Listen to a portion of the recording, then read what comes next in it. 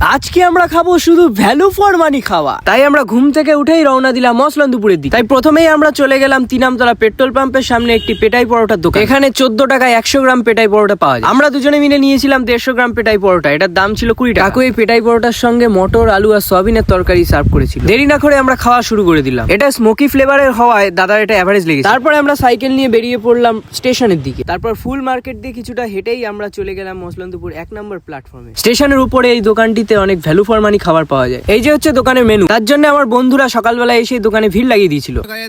আমরা খিচুড়ি খাচ্ছি।